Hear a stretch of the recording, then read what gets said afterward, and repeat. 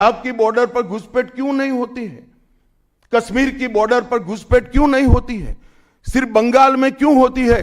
क्योंकि आपकी निगहबानी में घुसपैठ कराई जाती है और बंगाल को धीरे धीरे डेमोग्राफी चेंज कर कर आपकी वोट बैंक को पुख्ता करनी चाहती है। मगर ये लंबा नहीं चलेगा। बंगाल की जनता अब जान गई है और इसके खिलाफ लामबंद भी हो रही है। और मुझे मालूम है अगला चुनाव घुसपैठियों को निकालने के मुद्दे पर और घुसपैठ रोकने के मुद्दे पर लड़े जाने वाला है, क्योंकि न केवल ये बंगाल का अब मामला रहा है।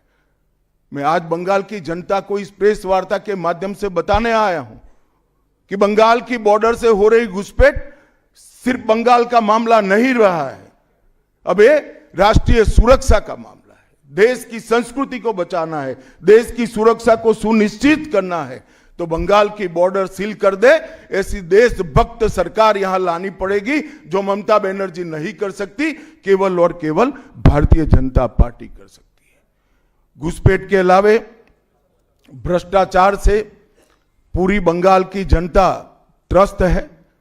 रोजवेली चिटफंड घोटाला, कैश फॉर क्वेरी घोटाला, एसएससी घोटाला, नगर पालिका नगर नियम का भर्ती का घोटाला, गाय तस्करी का घोटाला, राशन पीडीएस का घोटाला, मनरेगा का घोटाला, पीएम आवास का घोटाला, इतने सारे घोटाले हैं कि मैं पूरा लिस्ट पढ़ूंगा तो मेरी प्रेस कॉन्फ्रेंस का पूरा हिस्सा ही उसमें चला जाएगा।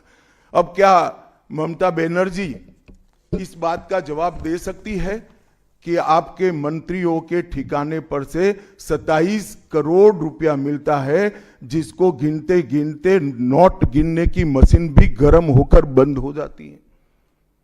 बंगाल जैसे गरीब राज्य के अंदर 27 करोड़, 20 करोड़, 15 करोड़ ये राशि मिल रही है, आपकी कोई अकाउंटेबिलिटी नहीं है। पार्थो चैटर्जी जेल में जाते हैं, ज्योति प्रिय मलिक जेल में जाते हैं, अनुव्रत मंडल जेल में जाते हैं, जीवन कृष्ण शाह जेल में जाते हैं, माणिक भट्टाचार्य जेल में जाते हैं, चंद्रनाथ सिन्हा जेल में जाते हैं, परेश पाल जेल में जाते हैं, कुंतल घोष जेल में जाते हैं, फिरहाद हकीम वो भी आरोपी बनाए जाते हैं, शोभन चैटर्जी आरोपी बनाए जाते हैं, कुणाल घोष 3 साल जेल में रहकर आते हैं, और आप कहती है कि भ्रष्टाचार नहीं हो गया, हो रहा है। आप आंख मूंद लिए ही हो भ्रष्टाचार के लिए, मगर बंगाल की जनता अपनी आंख बंद कर कर नहीं बैठी है। गरीब बंगाल की जनता के अधिकार का पैसा आपकी कैडर की भेंट चढ़ रहा है, आपको इसको जवाब देना पड़ेगा। महिलाओं की सुरक्षा ये बहुत बड़ा मुद्दा बना है और अधिकृत रूप से कहा जाता है कि महिलाएं 7 बजे के बाद अपने हॉस्टल और घर से न निकले। हम कौन से जमाने में जी रहे? मुगल काल में जी रहे हैं क्या? ममता जी, ये आजाद भारत, यहां माताओं बहनों को पूरा दिन जब इनकी मर्जी हो, जब इनको काम हो, घर के बाहर निकलने की सुरक्षा प्रदान करना ये हमारा संवैधानिक दायित्व है, जो देने में आपकी सरकार विफल गई है। आरजी कर मेडिकल कॉलेज का मामला हो, संदेश खाली का मामला हो, दुर्गापुर मेडिकल कॉलेज का मामला हो, साउथ कॉलेज लॉ कॉलेज का मामला हो, हर जगह बेटियां असुरक्षित हैं और ढेर सारे लोग और ढेर सारी माताएं बहनें ये अत्याचार से तंग आ चुकी है, असुरक्षा से तंग आ चुकी है। वो भी राह देख रही है कि कब वोट देने का अधिकार आए और हम इन निकम्मी तृणमूल कांग्रेस की सरकार को हटा दें। सांप्रदायिक तुष्टीकरण को इस राज्य सरकार ने अपनी नीति के रूप में स्वीकार कर लिया है। अब मरहम लगाने का प्रयास हो रहा है, मैं सुबह से देख रहा हूं, मगर अब मरहम लगाने से कुछ नहीं होता है।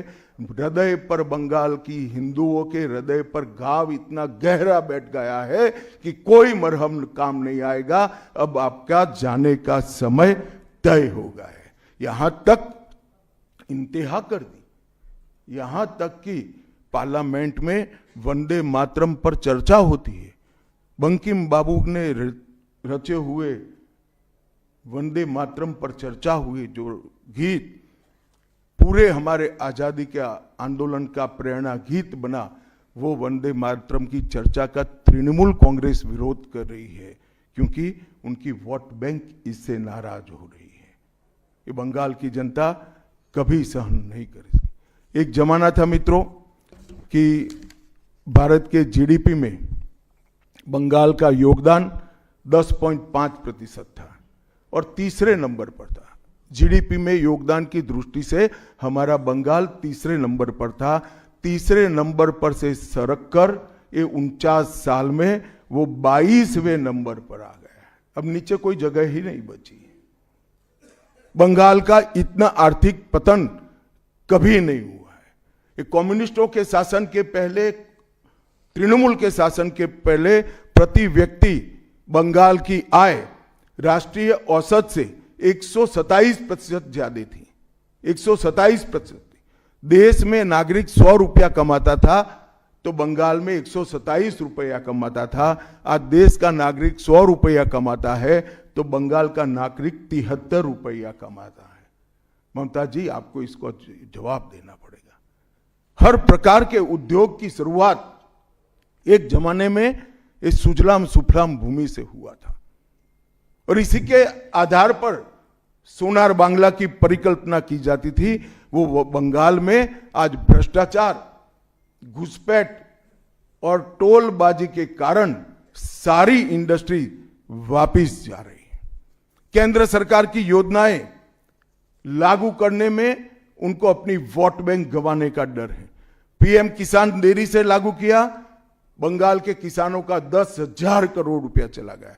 आयुष्मान भारत आज तक लागू नहीं किया और बहुत आयुष्मान भारत से बहुत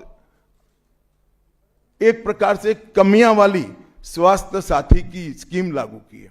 मुझे बताइए, कोई बंगाल का नागरिक भारत में कहीं जाता है और बीमार पड़ गया, स्वास्थ्य साथी स्कीम उसको बाहर के अस्पताल में इलाज करवा पाएगी क्या?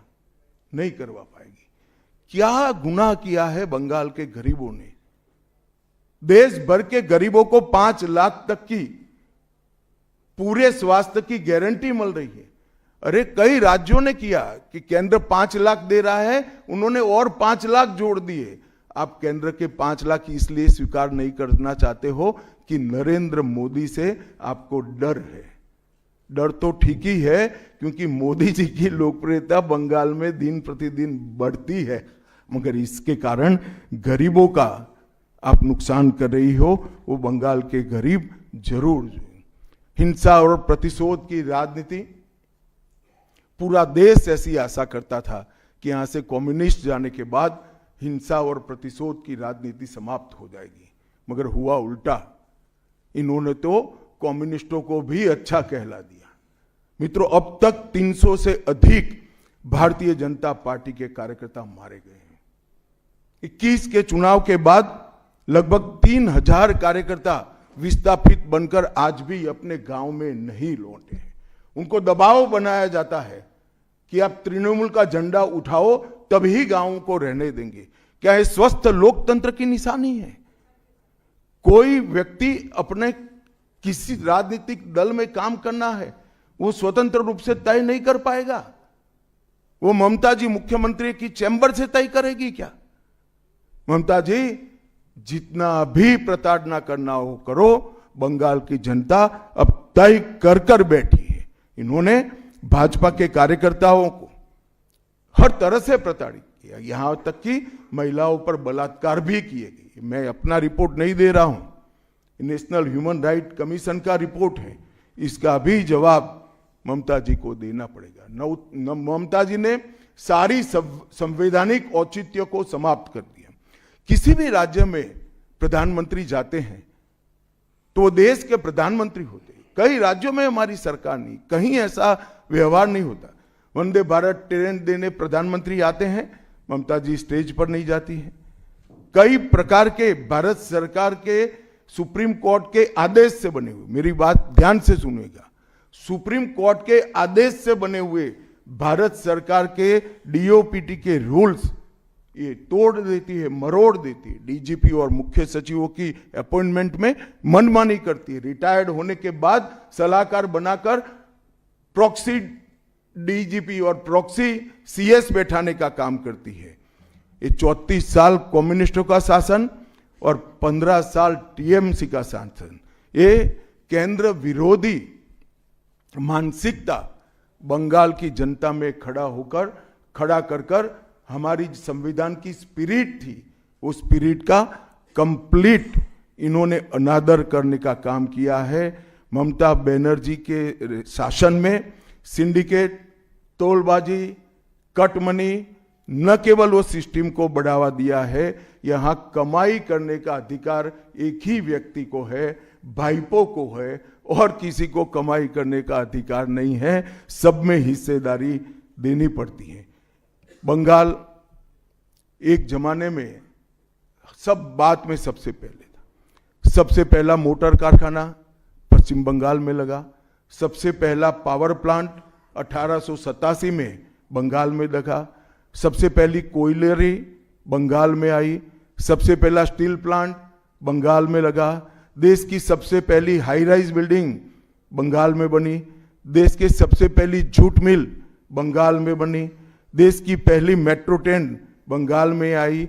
एक ही शहर में 2 पोर्ट एक ही जगह है, बंगाल में है। और देश की सबसे पहली आधुनिक यूनिवर्सिटी कलकत्ता यूनिवर्सिटी भी बंगाल में बनी। और विश्व प्रसिद्ध विश्व भारती यूनिवर्सिटी भी, जिसने भारतीय शिक्षा के कंसेप्ट को जमीन पर उतारा, वो भी बंगाल में बनी। मगर ममता जी, आप गौरव मत करिएगा, इसमें से कुछ आपके समय में नहीं हुआ है। ये जो करने वाले थे, उनके पूरे रिदम को, इनकी लय को, बंगाल की विकास की गति को तोड़ने का आप काम करें। बंगाल आज इंडस्ट्रियल रूप से कंप्लीटली बर्बाद हो चुका है, और ये आपके शासन में ही हुआ है। आधा अधूरा तो कम्युनिस्ट बेचारे कर गए थे, आपने तो पूरा ही समाप्त कर दिया। सिंडिकेट राज, तालेबाजी, शत्रुतापूर्ण माहौल, इसके कारण 2011 से 25 के बीच में 7000 से ज्यादा कंपनियां बंगाल छोड़कर बंगाल के बाहर चली गई। और मित्रों, ये बहुत बड़ा सेटबैक बंगाल के आर्थिक विकास के लिए है। मित्रों, बंगाल स्वामी विवेकानंद, बंकिम चंद्र चट्टोपाध्याय, शरद चट्टोपाध्याय, महर्षि अरविंद, ईश्वर चंद्र विद्यासागर और कवि गुरु टैगोर जैसे महापुरुषों की धरती है। यही धरती पर नेताजी सुभाष चंद्र बोस, अमर शहीद खुदीराम बोस, वाघा जतीन, रविंद्रनाथ सन्याल, रास बिहारी बोस, मास्टर सुरेशन, प्रफुल्ल चाकी, वीणा दास, कल्पना दत्त, ये सभी ने देश की आजादी के लिए आहलेख जगाया था। यहीं पर कई सारे फिल्मकार मिले, संगीतकार मिले, चित्रकार मिले। इस भूमि ने कई सारे दुनिया को प्रभावित करने वाले संत भी दिए। वो बंगाल आज ऐसे कगार पर पहुंच गया है कि अगर एक घुसपैठ की बयार रोकी नहीं गई तो बंगाल का अस्तित्व भी खतरे में है। ऐसा स्पष्ट रूप से समाज जीवन को जानने वाले सभी लोग मानते हैं। और अंत में मैं बंगाल की जनता को फिर से एक बार कहना चाहता हूं कि बंगाल के अस्तित्व पर तो घुसपैठिया संकट है ही है, बंगाल की संस्कृति पर एक घुसपैठिया संकट है ही है, परंतु अब ये संकट केवल बंगाल तक सीमित नहीं रहा है, पूरे देश तक ये संकट आगे बढ़ गया है। मेरा आप सभी से करबद्ध निवेदन है, आपने लंबे समय तक कांग्रेस को मौका दिया, 34 साल तक कम्युनिस्ट पार्टी को मौका दिया, 15 साल तक ममता बनर्जी को मौका दिया। इनका ट्रैक रिकॉर्ड नीचे नीचे नीचे गिराने का है, अब इससे नीचे कोई जगह नहीं बची है। और भारतीय जनता पार्टी का रिकॉर्ड है, जहां भारतीय जनता पार्टी की सरकारें आई वो राज्य बीमारू राज्यों में से समृद्ध राज्य बनने की कगार में आगे बढ़े हैं। पूरा देश मोदी जी के नेतृत्व में आगे बढ़ रहा है। पूरा देश मोदी जी के नेतृत्व में सुरक्षित हो रहा है। पूरे देश में भारत की संस्कृति, भारत के धर्म, भारत की भाषाएं मोदी जी के नेतृत्व में आगे बढ़ रही है, फल फूल रही है। बंगाल की जनता को मैं विनती करता हूं कि मोदी जी के नेतृत्व में पूर्ण बहुमत की, प्रचंड बहुमत की एक भारतीय जनता पार्टी की सरकार बनाइए। हम कवि गुरु की कल्पना का, विवेकानंद की कल्पना का, बंकिम बाबू की कल्पना का बंगाल बनाएंगे, सोनार बांग्ला बनाएंगे और निश्चित रूप से काम भारतीय जनता पार्टी की सरकार ही कर सकती है, ऐसा मेरा विश्वास है। तो फिर से एक बार समग्र बंगाल की जनता को करबद्ध निवेदन मैं करना चाहता हूं कि बंगाल में हमें पूर्ण बहुमत दीजिए। बंगाल और पूरी भारत को सुरक्षित करने के लिए ये चुनाव में बाकी सारी चीजें छोड़कर भारतीय जनता पार्टी को जिताने का काम करिए। धन्यवाद। कौन बोलते जाओ नाम भाई, आनंदबाजार कोई जल्दबाजी मत करना, मैं समय लेकर आया हूं, आराम से बात करूंगा। राजू चक्रवर्ती बर्तमान।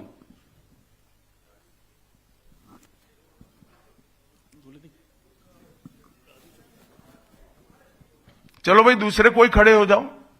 गृहमंत्री जी नमस्कार, राजू चक्रवर्ती वर्तमान। मेरा 2 प्रश्न है। एक करो।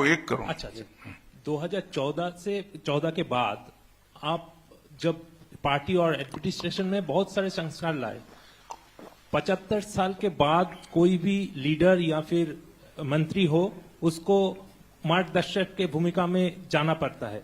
तो आपको क्या लगता है अभी हाईएस्ट लेवल पे जो भी है पार्टी या फिर एडमिनिस्ट्रेशन में, वो 75 साल हो गया, उसको अपने आप वानप्रस्थ में जाना चाहिए? चलिए मैं बुलाकर आपको बताऊंगा। तुम बंगाल की चिंता करो भैया, मेरी पार्टी की क्यों चिंता कर रहे हो?